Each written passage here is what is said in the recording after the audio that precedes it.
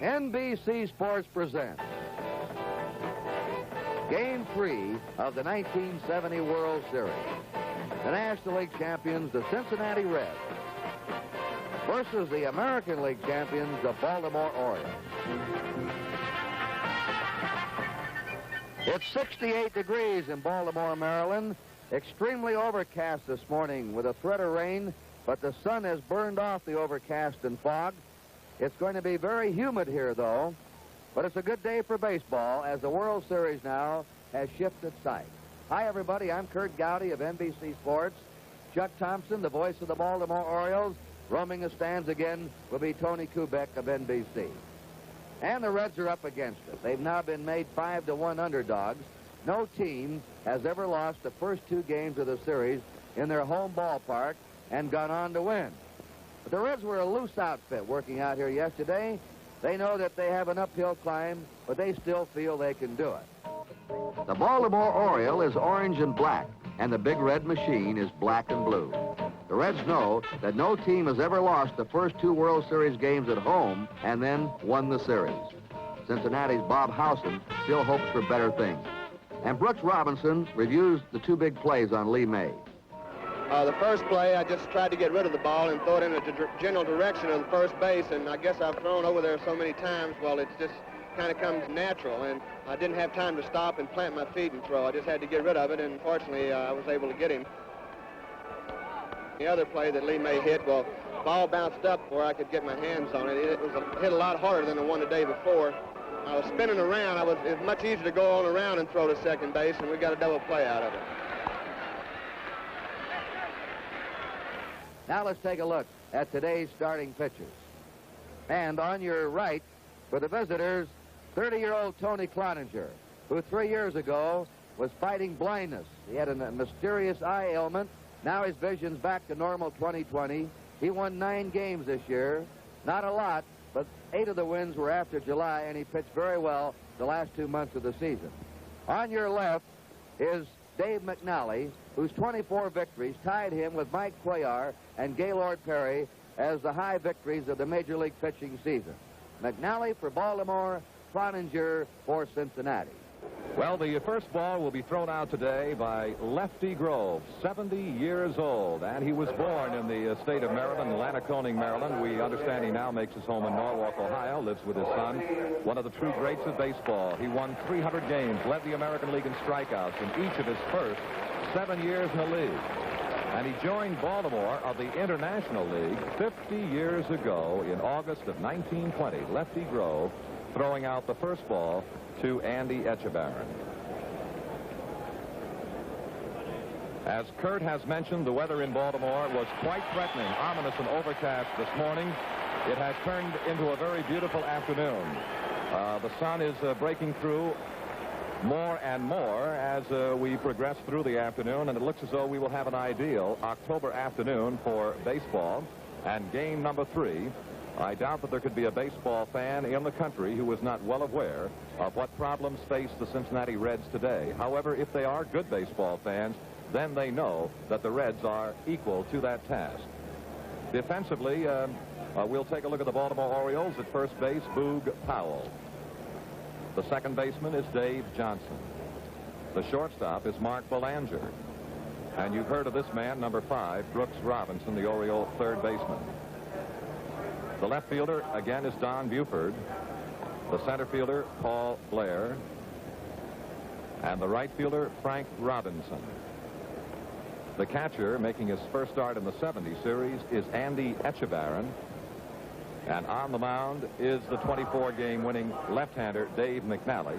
And, of course, the Cincinnati legend against left-handers bears repeating, and we will repeat it for you from time to time throughout the course of the afternoon. And it is with a great deal of pleasure now we turn the microphone back to the voice of NBC, Curt Gowdy. Thank you, Chuck. Just a slight breeze blowing out. Pete Rose has gone hitless 6 times up. He's had only 1 ball out of the infield in the first 2 games.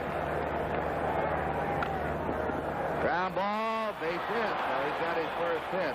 We were about to say that Pete Rose is not discouraged easily at any time. He's on, and Bobby Tolan who's had 2 hits and 8 times, has had a homer and an RBI, will be the batter.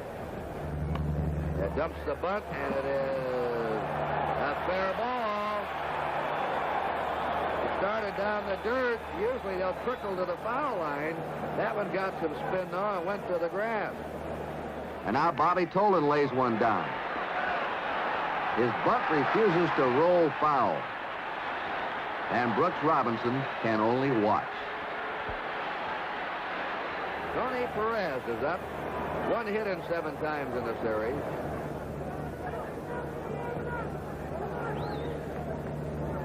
Two balls, no strikes to him. Bounty ball to Robinson. That's 1 and 2.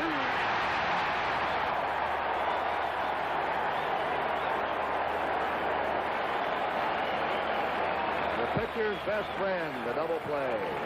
Brooks Robinson, the Reds say they should bar him. He's illegal. And here comes ubiquitous Brooks Robinson. Slowed down, you can see Robinson go to third. 4 strides instead of playing it around the horn. And he's got the double play with something to spare.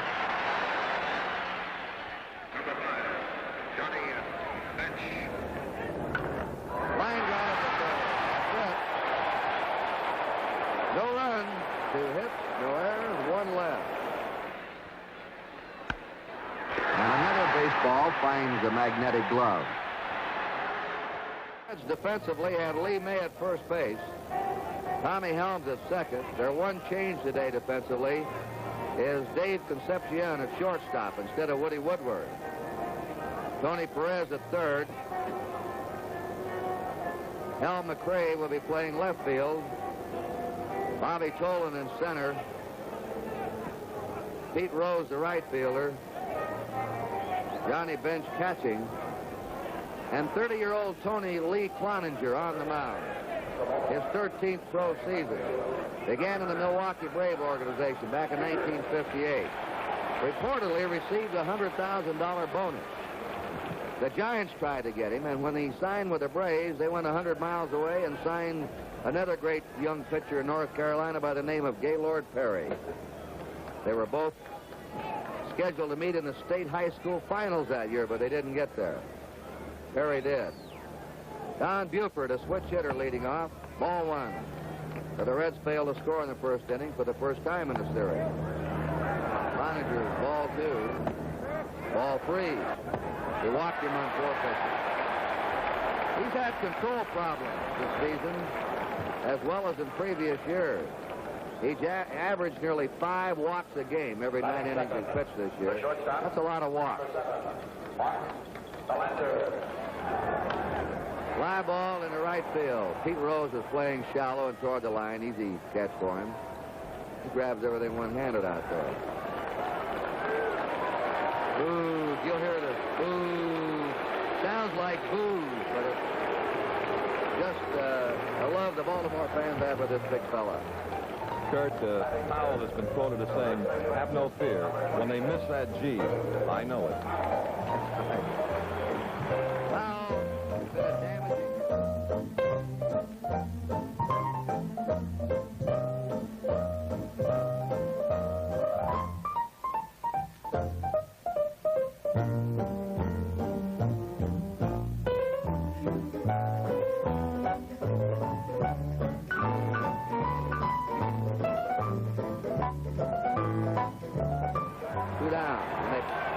Right on the fist to Boog Powell. So Buford's on first. Frank Robinson is looking for his first hit. 4 hits to 9 times. That's a seasonal record.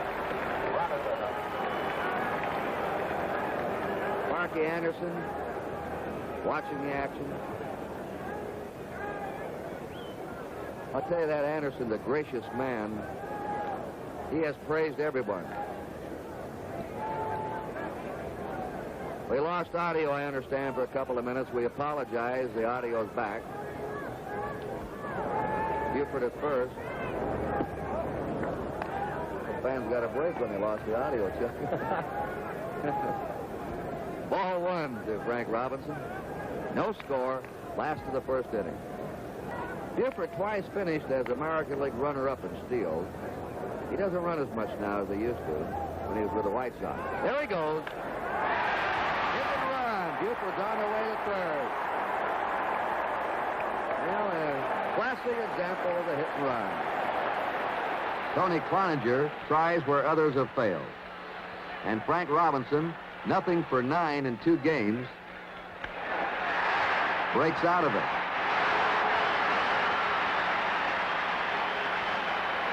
Don Buford, who walked, wheels in the third. Buford at third. Frank Robinson at first, coming up with his first World Series hit of 1970. And Paul Blair, the batter. Blair is hitting .333 in the World Series, 3 out of 9, 1 RBI.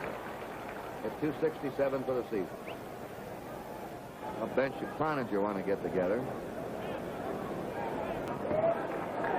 The 3-2 delivery with the runner going. Ball 4, the bases are loaded. And that's 2 walks already. Here's Brooks Robinson. Listen to the hand for him.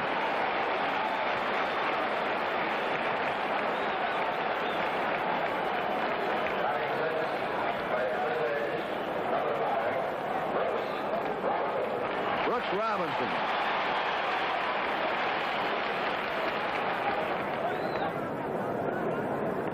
Brooks achieved a number of milestones in 1970 as Buford at third, Frank Robinson at second, Paul Blair at first.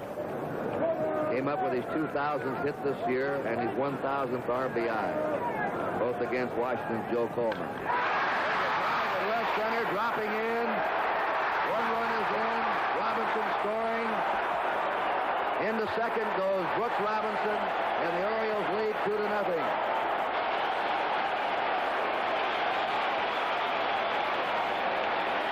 After Paul Blair walks on a full count to load the bases, it's Brooks Robinson's turn.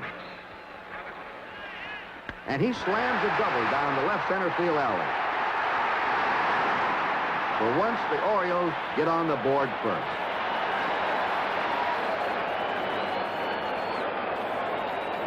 Robinson not only makes clutch plays in the field, but he gets many big hits for the Orioles. So he now has tied Boog Powell and Lee May for the most RBIs in this series. He has 4. A high fly to left center. Bobby Tolan coming on. And that's it for the Orioles in the first. They sent 7 men to the plate. They had 2 runs, 2 hits. There were no errors. They left 2 at the end of Suzuki, the all-time top first baseman of the Reds, coaching at first. Oddly enough, had a great World Series for the White Sox in '59, hitting 3 homers in that series. And Alex Grammas, a former National League infielder, coaching at third. Lee May starts it off. Foul ball. Strike 2, 1-2. First strikeout by McNally. McNally is almost as sure as you're going to get an income tax bill. He's had 3 consecutive 20-win seasons. 22 wins in '68, 20 wins in '69, and 24 wins this year. He's the only American League pitcher who's won at least 20 in each of the last 3 years. A 2-1 pitch. A little looper. Going out is Belanger. The Texas League hit in the center by McRae.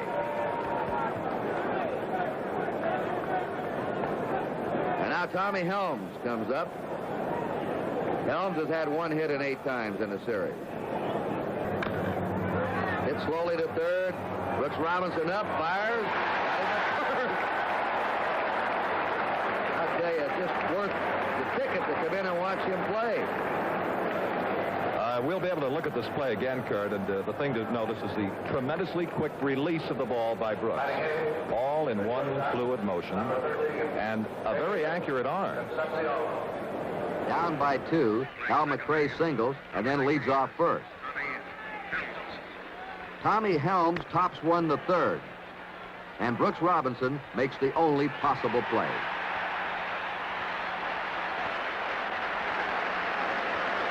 McRae's at second. McNally working on the third out. rookie shortstop Dave Concepcion. 22, and he's got a base hit to right field. Here's going to be a play at the plate. Robinson throw. Gets through the catcher. In to score is McRae. Down to second is Concepcion. A bullet throw from Frank Robinson. Popped through the catcher. Well, we'll take a look at the first Cincinnati run on the base hit. Frank has, and the throw is right on the money, and as will happen now and then in the game of the baseball, a perfect throw went right through Etchebarren, and the Reds are in. Goes to the opposite field. The throw by Frank Robinson skips by catcher Andy Etchebarren, and the Reds have their first run. So Etchebarren is charged with an error. It's a single for Concepcion. He went to second on the throw to the plate. Cloninger's a good hitter for a pitcher. Well, he's done something that's almost unbelievable. That's Pete Rose on deck. Back in July of 1966, he's playing and pitching for the Braves of San Francisco. And he hit 2 grand slammers in one game. Tied a major league record. And a record for a pitcher, 9 runs batted in one game. 1 ball, 2 strikes. 2 grand slammers in one game. That'd make a good season for a lot of people.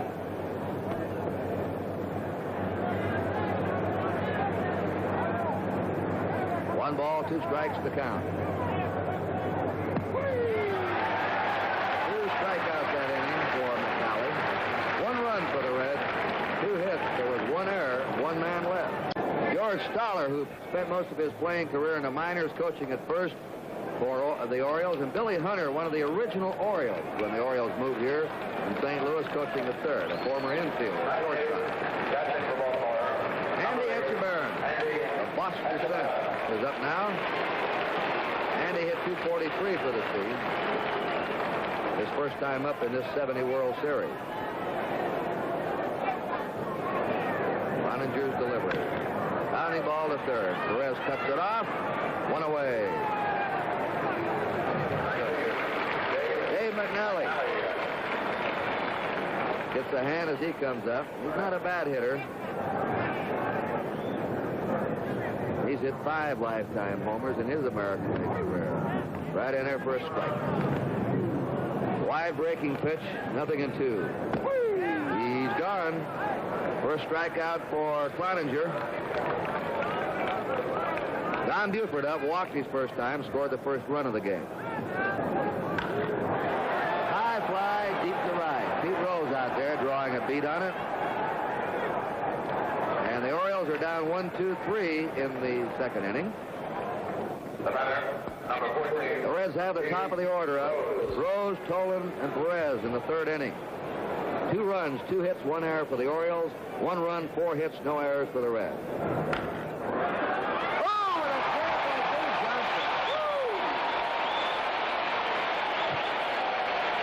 This is why Baltimore has the best infield in the American League. Well, you just look at it and enjoy it. There's not very many words that you can add to a catch like the one we just witnessed by Dave Johnson. This time, the glove belongs to Dave Johnson on this third inning shot by Pete Rose. Rose is over there in the dugout. What do you have to do to get a hit? Ball 1. They're slapping McNally today. They're stinging him. Bobby Tolan beat out a bunny's first time. 1-0 to him.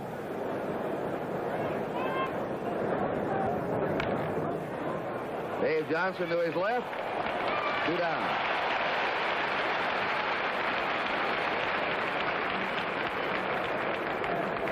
Tony Perez coming up. Hit into a double play. Number 24. His first time Tony down to third baseman Robinson.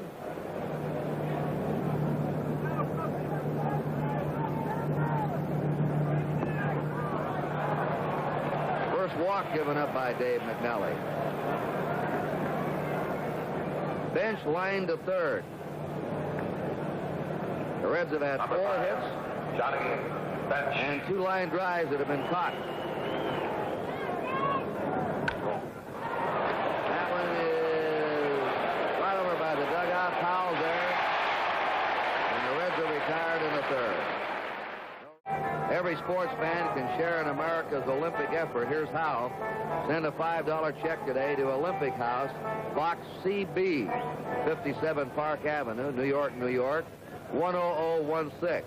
In return, you'll receive a colorful embroidered cloth patch commemorating the 72 Olympic Winter Games to be held in Sapporo, Japan. As an Olympic contributor, you'll wear it proudly. And NBC, by the way, will cover the Winter Olympics in 72. Mark Belanger lofts the foul to the first baseman, Lee May, and there's one down. Boog foul, fouled out his first time.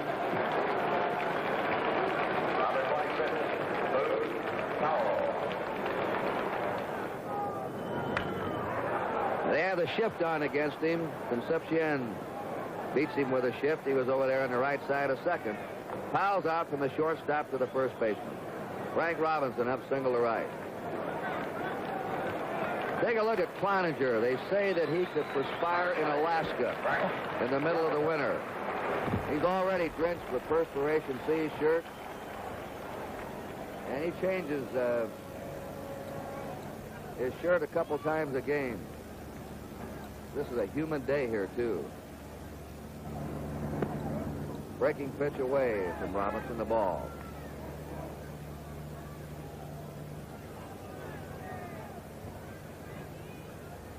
This is Frank Robinson with the baby on her lap. There's a long belt to deep center going, and that one is gone.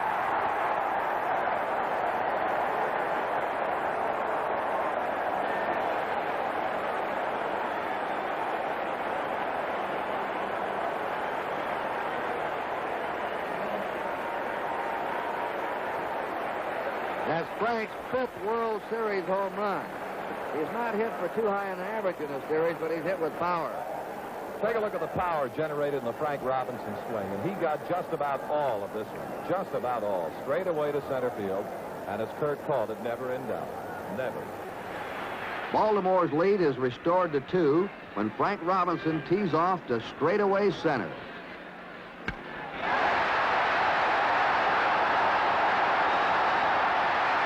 Just like a 3-wood in a trap.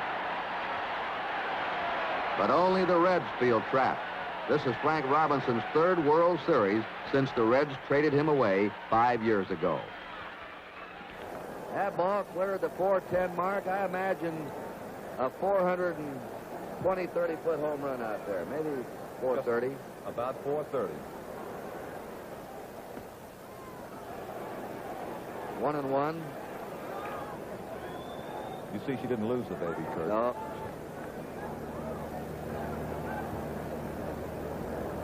Three to 1 Baltimore. 2 down, nobody on. Last to the 3rd. Line shot to left. The Trays back in with it. The Blair's on first. And Brooks Robinson up. Robinson doubled in 2 runs in the first. 2 down. Each team has 4 hits. There we go. Bench's throw right on the money. Look at that kid throw. Perfect throw by Johnny Bench to get the speedy Blair. Let's take a look at this thing again. Looking now in from center field. Here's the good break by Blair, and he had a good jump. And it looked as though Bench almost juggled the ball momentarily, but look at the end result.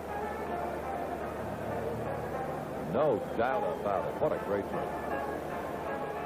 After Blair singled, the Birds try running on Johnny Bench.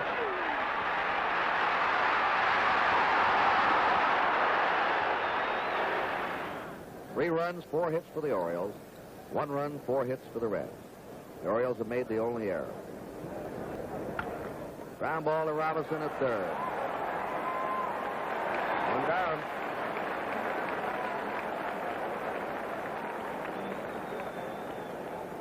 The Reds have been hitting the ball where they don't want to, down to Robinson. Hal McRae singled. And a score at the Cincinnati run. Hit hard but foul in the upper deck down the left field line.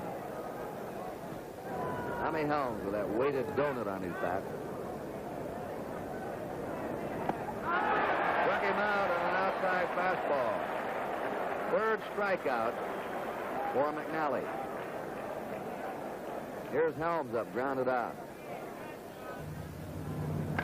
There's a fly ball, hit the left fielder, Don Buford. And that's it. 3 up and 3 down.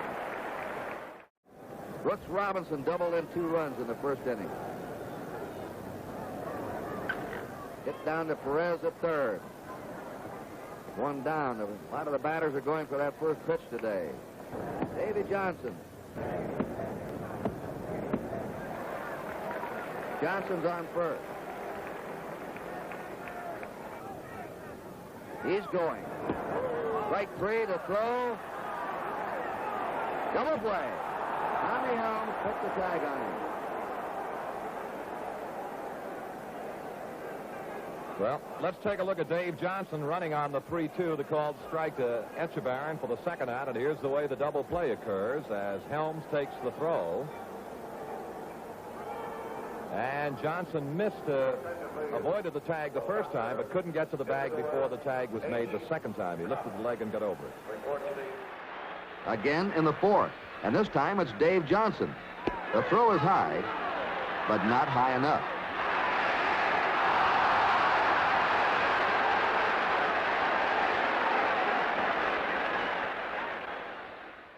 Major League Baseball set a new attendance record in 1970. 29 million fans paid to see regular season games.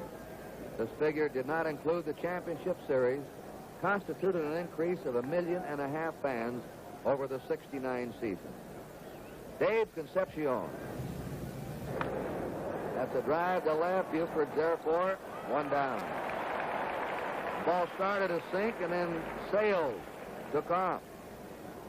Cloninger took a called third strike his first time. Number 40, Sonny Cloninger. Up slowly. McNally has it. 2 down. And Dave now has retired 6 in a row after Reds haven't had a hit off him since the second. Number 14, Pete Rose. Downing ball to Belanger. 1-2-3 inning for McNally. Now here's Chuck Thompson for the last part of the game. Thank you, Kurt. And that'll be a strike 1 to Dave McNally. And the count now 2 strikes. What a curveball. And that'll be for McNally. He's been up there looking both times. Cloninger notches another strikeout, and that'll be number 3. It's also 3, top of the Baltimore order. Don Buford. First inning, Buford walked. Third in the Frank Robinson single. And he was among 2 who scored on the Brooks Robinson double in the first inning. 1-1 the count now to Buford. Well, that's hit very well. Let's watch Pete Rose, the right fielder. Home run.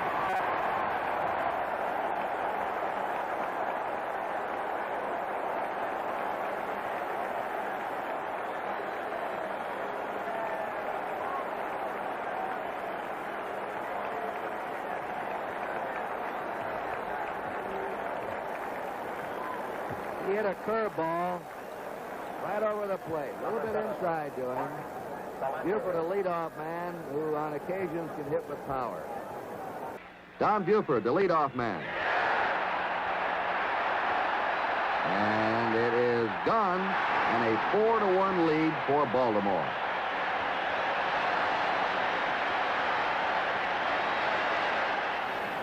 He can generate a lot of power, can Don Buford, and has added the Orioles' 4th run of the ball game. Buford hit 17 home runs in the regular campaign and knocked in 66 as a leadoff hitter. Right fielder Rose calling for it, and that'll be the second out of the inning. Belanger. First ball hitting has been retired.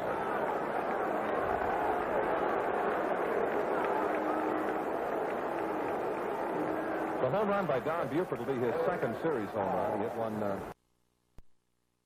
first series at bat. And out on the Cincinnati bullpen, Wayne Ranger. Powell hitless this afternoon. Fouled out to the catcher. And the shift is again on with 3 infielders between first and second. against Powell. They'll play him this way with nobody on base. And May digs it out. The unassisted put out. The Orioles will run a base hit. And at the end of 5 complete, the score is Baltimore 4, Cincinnati. All ready to go to the Cincinnati half of the 6th inning at Baltimore's Memorial Stadium. And it's Baltimore 4-1 over Cincinnati. 4 runs, 5 hits, 1 error Baltimore. 1 run, 4 hits, no errors. And here is Bobby Tolan. Watch Don Buford, left fielder. 1 gone. 8 in a row now have been retired by McNally since a walk to Tony Perez back in the 3rd inning. Tony Perez. 4 strikeouts for Dave McNally, and 9 in a row now have been retired. By that I mean McNally will pitch to spots. He has great control. He is able to get his kind of a pitch, for the most part, exactly where he wants it. And that explains a good bit of his success. Here is Johnny Bench. Would you believe that? Well, this guy's in another world. I mean, he's unbelievable. Watch this play by Brooks Robinson. He says he goes to his left better. You'd have to believe him, although he's made 2 great plays to his right. Look at that. The outstanding reflexes are what make a third baseman, and he has them. But on with the Brooks Robinson show.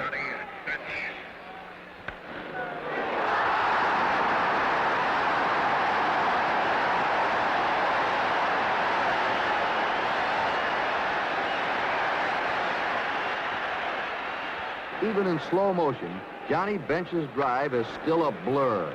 Robinson with a 4-point landing, letting the world know he has it. I'm sure Kurt has mentioned it in the past, but looking back again to the Brooks Robinson play, he is a natural left-hander. Writes with his left hand, eats with the left hand, and that explains a little bit the dexterity with the glove hand. No, he didn't get it. And we're watching Tolan and the left fielder, Hal McRae. It'll be Tolan. 1 gone. Here is Wayne Granger, and this is about the 3rd time that he's been up and throwing in the Cincinnati bullpen this afternoon. First time, the very first inning. Look out. Base hit. So Blair with a 2-for-2 afternoon and 5 hits in the series. And listen to the ovation for Brooks Robinson. Standing ovation for him. Top player of all time in Baltimore history, having a World Series almost unbelievable. Standing ovation. And the ovation continues. And Sparky Anderson is to the mound, and the base hit by Blair may have taken Cloninger out of the ballgame. It appears that they will go to the bullpen right now, and here a hard-working, courageous performer, Tony Cloninger, will now lead.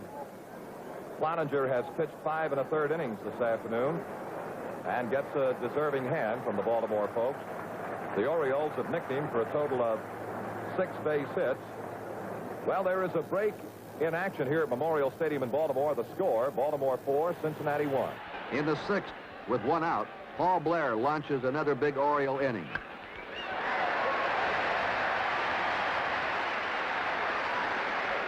And that's all for Tony Cloninger. In comes Wayne Granger, traveling first class. All right, here is Brooks Robinson against Wayne Granger, who on the year for Cincinnati won 6 and lost 5, had 35 saves. If it stays fair, and it does, Brooks will be, no, he's going to go for 2. They gave it to him. The left fielder, Al McRae, declined the opportunity to throw to second base, and Brooks was ready to stop. Then he saw the ball headed toward third and took the extra base. And Brooks Robinson finds the open spaces, rocking one off the wall for a double.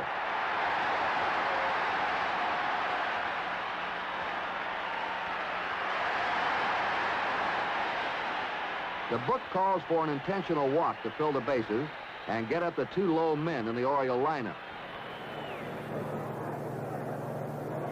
He In the Cincinnati bullpen right now is a flame-throwing left-hander, Don Gullett. Here he is right now. This young man can really throw hard. Now back to Granger in the 1-2 to Etchebarren, bases loaded. Just what he wanted. He got the strikeout. 2 out. A very big strikeout for Wayne Granger, and now a building hand for Baltimore's pitcher, Dave McNally. This is Dave's 3rd appearance, and he has looked at 3rd strikes, and on the screen right now you see the very attractive Mrs. McNally. On deck hitter, Don Buford.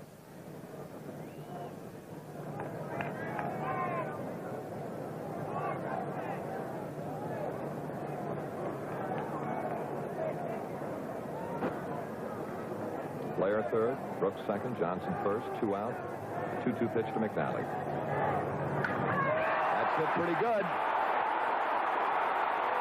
Grand slam home run.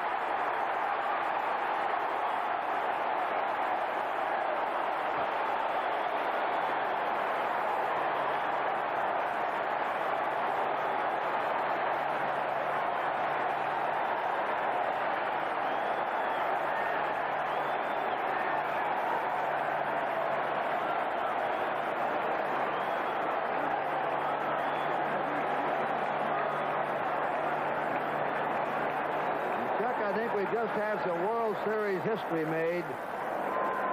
We're going to the record books. Frank Robinson pats him on the back, but Dave McNally has become the first pitcher to ever hit a Grand Slam World Series home run. McNally works the count to 2-2. A year ago, McNally hit a World Series home run against the Mets' Jerry Koosman. And now, another deep drive. And it's a Grand Slam home run. The first by a pitcher in 67 years of World Series happenings. Granger ready to go to work on Buford. And he'll take care of him without any trouble. That's the final out of the inning. But at the end of 6 complete here in Baltimore, the score is Baltimore 8, Cincinnati 1. That's the 12th World Series Grand Slammer, the first ever by a pitcher. And within a 10-day span now, the Orioles have had 2 Grand Slams by their pitchers. Mike Cuellar did a Grand Slammer in the playoffs against Minnesota. Here is Lee May to lead off on the top of the 7th inning against McNally. Bob Gibson is the only other pitcher to have hit 2 home runs in a World Series. 3-2. Ball 4. And the string stops at 10 in a row on this walk to Lee May. The last man to reach for the Reds was a walk to Tony Perez in the 3rd inning, and now the leadoff walk to Lee May, starting the Cincinnati 7th. Al McRae. He singled in the 2nd inning, struck out in the 4th inning. He has scored the lone Cincinnati run.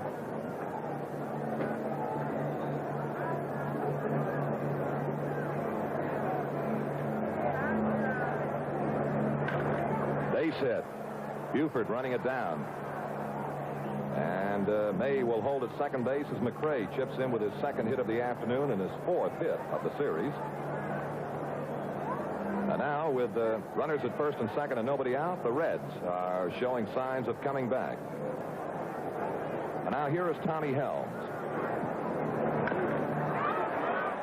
Slow bouncer. That's 1. And they cannot get 2.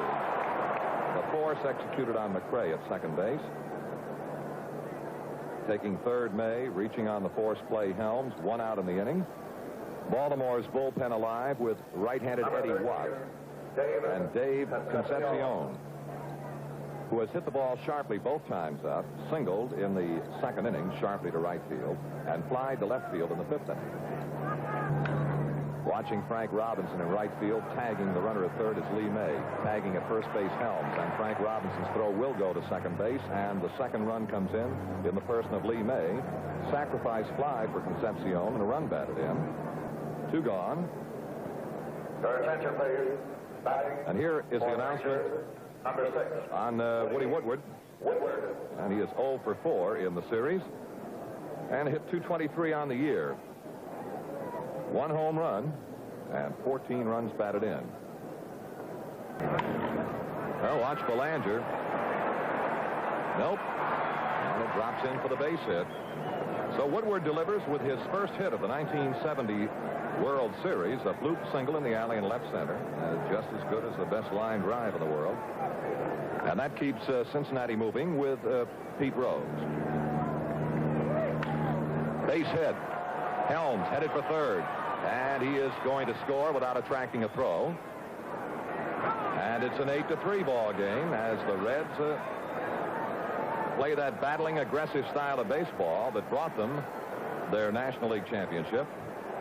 Tolan has reached on a bunt single this afternoon in the first, grounded to second and fly to left. This may be troublesome. Belanger coming over, seems to be getting to it. He's got it. That's the final out. Belanger's quick speed handled it, but the Reds have a good top of the 7th inning. Well, we have now the flame-throwing young left-hander, Don Gullett. And I've seen the young man, but in this World Series, and I thought he threw very, very hard in Cincinnati and was informed that he threw even harder in the playoffs against the Pirates. National League batters will have him to face now for years to come. They all think he's going to be a real star with a bat arm. He's got a good delivery, Chuck. If the fans watch it, a smooth delivery, that means that he probably won't have any arm trouble. Well, you just sit back and watch this young fella. He'll just bring that, as Boog Powell would call it, serious heat. A good fastball. Strike one to Mark Belanger. This young man, and he is 19 years old. Born and lives in Lynn, Kentucky. Watch Helms. One gone. Here is Boog Powell, hitless this afternoon. He came in with a .500 batting average, 3 hits and 6 trips coming into game number 3. Is fouled out, bounced out to the shortstop, and went out unassisted to the first baseman, May. A breaking ball from Gullett, ball 1. We can look at it in slow motion, Kurt, this fine delivery from Gullett. The big boy's over 200 pounds. Nice and easy. Good follow-through, the body behind it. 3-1 to Boog, ball 4. So Gullett has given up his first walk. Granger in relief pitched 2/3 of an inning for Tony Cloninger. 2 base hits, a walk, a strikeout, and 3 runs.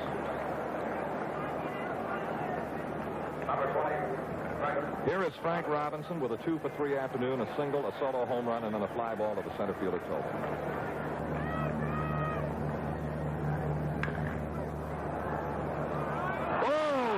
Break for the Orioles.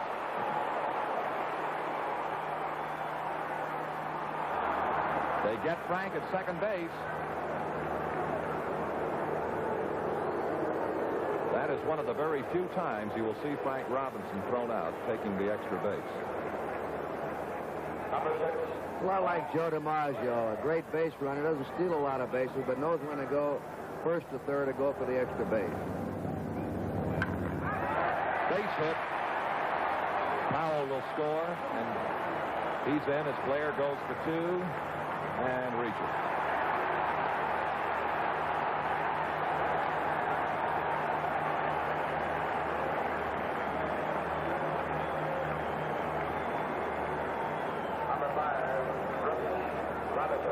And now Brooks Robinson, who is 2 for 3 this afternoon and 4 for 11 in this series,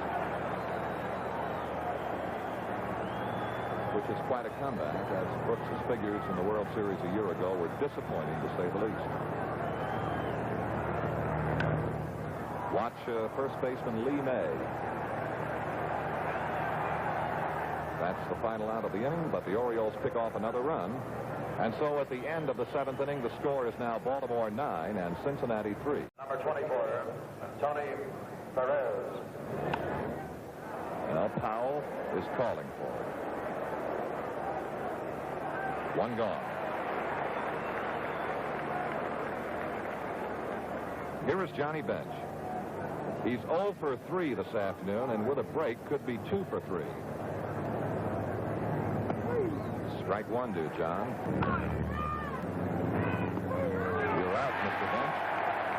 A beautiful curve from McNally. Bench apparently felt it didn't have the plate. 5 strikeouts now for Dave McNally. 2 out in the Cincinnati half of the 8th. And now Lee May. He struck out, grounded to third, and walked, and has scored one of the Cincinnati runs. 34 home runs and 94 runs batted in. Base hit. I have to say he was ready. Number 11, Al McNally. Dave Johnson, see if he has a play. Apparently he's going to handle it all alone. That's it. The third out on the top of the 8th. No runs, a base hit, no errors, the man left. So at the middle of the 8th inning, the score is now Baltimore 9 and Cincinnati 3. Tomorrow, well, it'll be the 2 that started the 1970 series. See whether Pete Rose will make the play or the second baseman Helms. It's going to be Rose, and Pete handles it flawlessly. 1 away. Number 8, Andy Etchebarren. Well, Etchebarren is 0 for 3. Grounded to third and struck out twice. Shortstop Concepcion. 2 away. And a hand building, and deservedly so, for Baltimore pitcher Dave McNally.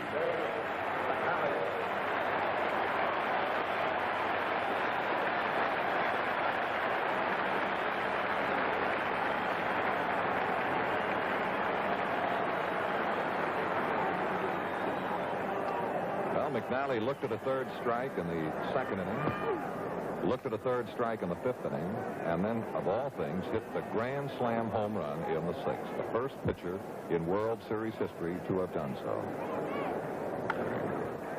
Now watch the left fielder, Al McRae. And he's got it 3 up, 3 down. And at the end of 8 innings, the score is Baltimore 9 and Cincinnati 3.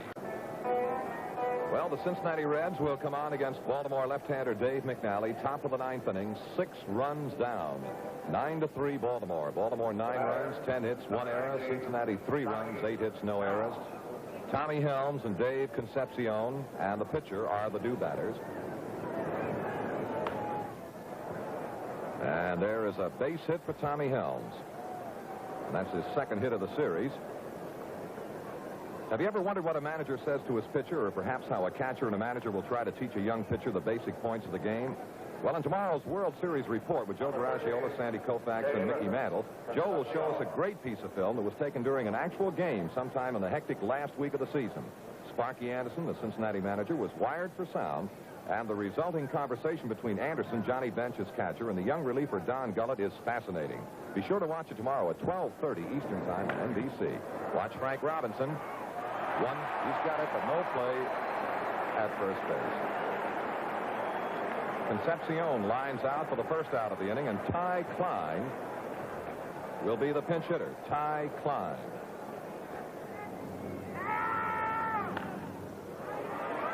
Nope, it was trapped. 1, and no chance for the double. But Helms, again, a victim of circumstances. There wasn't a thing he could do about it. So the force is executed at second base. Johnson to Belanger for the 2nd out of the inning. Certainly our heartfelt thanks here in the NBC booth to Huey McDermott and Alan Roth, without whose work these shows just couldn't get on the air. 2 out. And now Pete Rose. 2 for 4 this afternoon.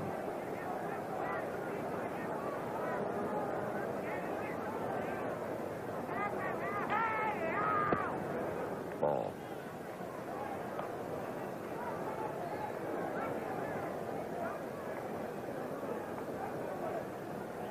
Well, the Redlegs, who have had great success against left-handed pitchers, have hit McNally 9 base hits. This could do it. Belanger to Johnson. The ball game is over. Baltimore takes a 3-0 lead in games over the Cincinnati Reds. McNally works the count to 2-2. A year ago, McNally hit a World Series home run against the Mets' Jerry Koosman. And now, another deep drive. And it's a grand slam home run. The first by a pitcher in 67 years of World Series happening. The Orioles go on to win 9-3. They are now a game away from a sweep. Is Dave McNally happy?